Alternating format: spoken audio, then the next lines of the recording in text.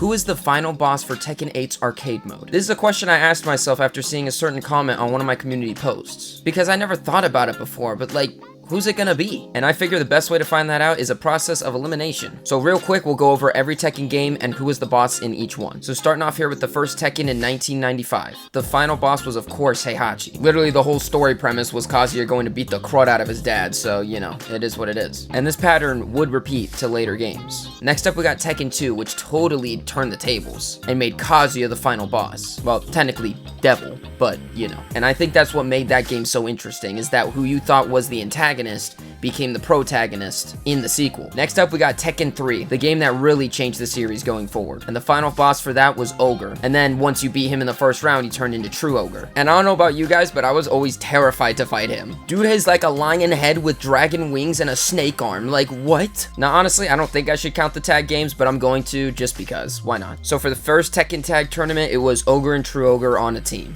So essentially the same as Tekken 3. But if you won that fight, you fought Unknown, which was this eerie little creepy version of Jun Kazama, like if she was evil and she had like some floating wolf helping her. It was weird. I don't know. Moving on to Tekken 4, we got Heihachi, and I would always hate fighting him because I'd have to see his butt. I will say though, the stage was pretty boss. Though it didn't feel like a giant tournament held by a really big company, it felt more like an underground fight to me. But with its art style and everything, Tekken 4 was just grounded in reality, and it just seemed really down to earth compared to all the other games. Then moving on to Tekken 5 and Tekken 5 Dark Resurrection, we have Jinpachi Mishima, Heihachi's dad, who his body got taken over by some evil demon thing. I'll spare you the details, but he hosted the King of the Iron Fist tournament and you had to fight him, and he was super annoying to fight in my opinion, because he could shoot like 15 fireballs out of his stomach and it was almost impossible to dodge them. Or maybe I'm just bad at the game. That's a possibility as well. Next up with Tekken 6, we have Azazel as the final boss. Listen, I know True Ogre was big, but this guy's just humongous. Like, bro, how are you supposed to fight? Dude can't even fit on the screen.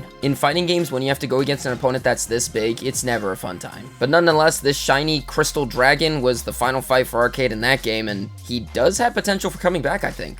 In Tekken Tag Tournament 2, they would have you believe that the final boss is Heihachi and Jinpachi Mishima. But even after you beat Jinpachi and Heihachi, you have to fight True Ogre. And even after that, you have to fight Jun Kazama, who ends up turning into Unknown just like the first tag game. It's just boss after boss after boss. And then finally Tekken 7, where it's Heihachi once again. But once you defeat him, you have to fight Kazumi, who was Heihachi's wife. She's not the hardest boss in the world, but I hate it when her tiger attacks you. Like, bro, get off my case, dude. So that's all the bosses in the Tekken series, unless I got some wrong. But here's my theory though. Now it could potentially be Reina. Since she is Heihachi's secret daughter, she might as well keep the family tradition and be the boss for the arcade. That would be kind of cool. But I think with her being a new character to the series, they wouldn't do that. Not to mention, just because she is related to Heihachi doesn't mean that she'll be inherently evil. We'll just have to wait until the announcement trailer for her comes out. But I think the most likely case for who the boss will be is Kazuya. And once you beat him in the first round, he turns into his devil form. To me, it just makes the most sense. I mean, he's done it before. And if Kazuya is going to die in Tekken 8, which I doubt that'll happen, but I don't know how to feel about it. I think it'd be appropriate for him to be the arcade boss. But let me know what you guys think in the comments down below. Will it be Kazuya? Will it be Reina? Someone else? We'll have to wait and see. But as always, thank you guys so much for watching. If you're not already subscribed, please consider doing so. I will keep you up to date on everything Tekken 8. And until next time, you'll see me in the next video.